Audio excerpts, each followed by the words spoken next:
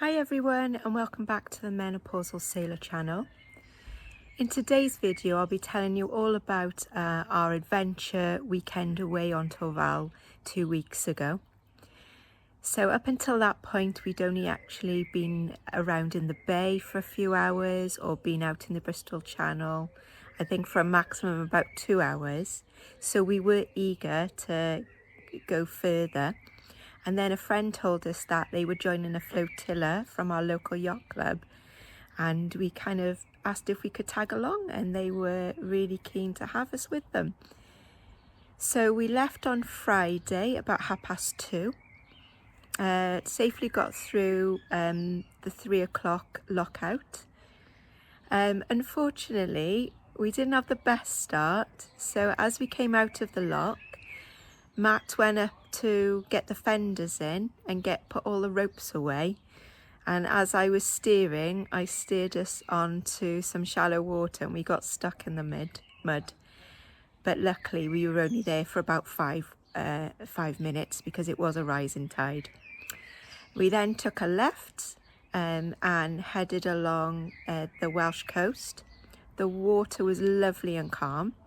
There was a little bit of a breeze, so we did put our sails up, but it didn't make much of a difference.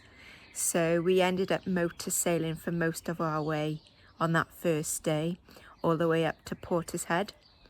Running from the cold up in New England, I was born to play a fiddle in an old time string band. Made me play the guitar, I pick a banjo now. All the North Country winners keep on getting me now. I lost my money playing poker, so I had to run it. I ain't going back to living that life no more. So rock me, mama, like a wagon wheel. Rock me, mama, any way you feel. I say, hey, mama, rock me. Say, rock me, mama, like the wind and the rain. Rock me, mama, like a southbound train. Hey, mama, rock me.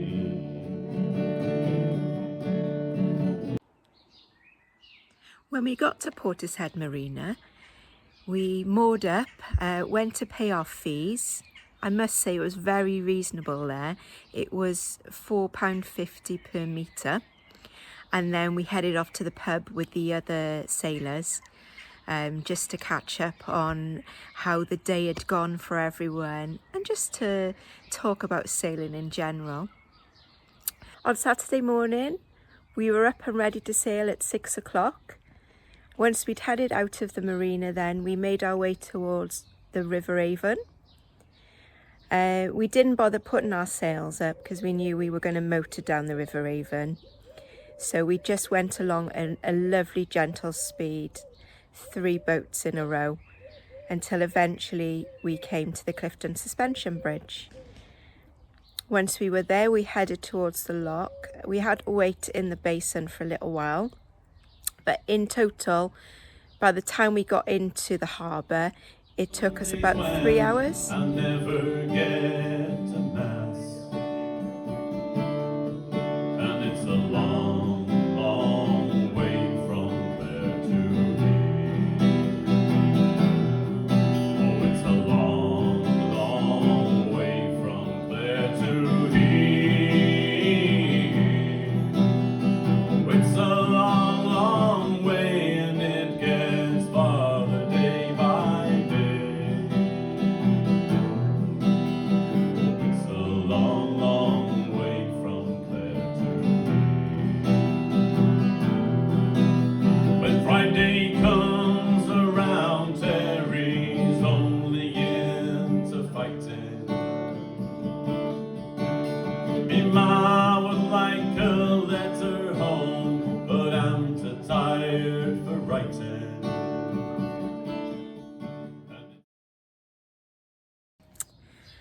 So day 1 and day 2 of sailing were really wonderful. But as you can probably guess, I'm going to tell you that day 3 wasn't so great. I guess you can't have it all. So we got up and were ready to sail from Bristol at 8 o'clock. But we quickly noticed as we were pulling into the basin ready for lockout that there was a lot of smoke coming out of our engine. So luckily we had an engineer on one of the other yachts, and he made his way across to our yacht, gave our engine a good check over. We quickly realised we hadn't actually turned the water flow onto the engine, so that was our first boo-boo. But he did then have a look, and there was a blockage in the tubes as well. Once that was all cleared, our engine was running nice and smoothly, so we made our way out of the lock and back along the River Avon out to the River Severn. About half an hour into our journey, we'd already put our sails up and turned our engine off, but the wind really started to pick up and the sea started to swell. So Matt described it as a phenomenon known as wind over sea. So the sea's going in one direction, the wind's going in the opposite direction, and it causes some big waves. I was on the tiller, and Matt went downstairs to make a cup of tea. I think that's when things started really going wrong. So we were then going up on our sides quite a lot. So Matt came out and asked what was going on, and I said I was struggling to keep the boat straight. So he decided the best plan of action was to reef the mainsail. So he asked me to keep the boat head to wind so he could reef the mainsail. However, things were just so busy that I really struggled to keep the boat head to wind, and we started doing donuts, so going round and round in circles. So in the end I made the call that we should put the engine on. After that I was able to keep the boat head to wind, and he was finally able to put a reef in the sail. And then he took over on the tiller for a while. It was quite fun as we made our way back over from the English to the Welsh side of the River Severn. We did pick up some really good speeds, although at some points, because we were tilted over so much, it felt like we were almost vertical.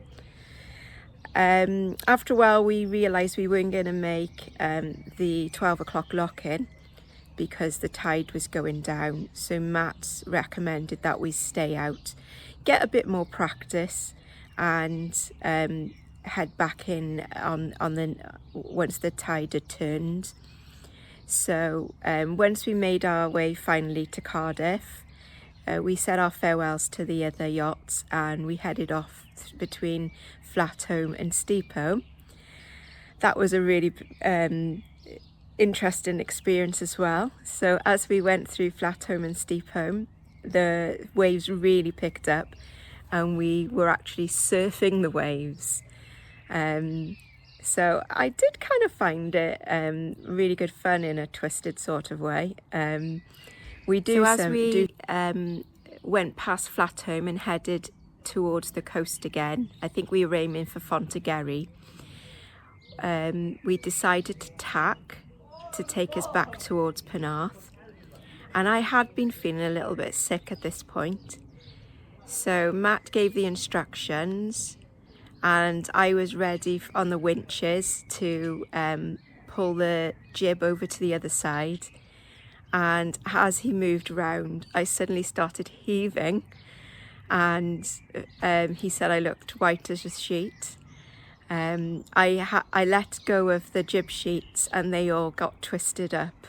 So Matt very quickly turned the engine on, got me to sit at the tiller, and he spent some time then sorting out all the sheets. We got the sails down and then we headed back towards Penarth. it's quite coastal around there, so we were able to hide from the wind while we waited to get back into Cardiff Bay. So an interesting day.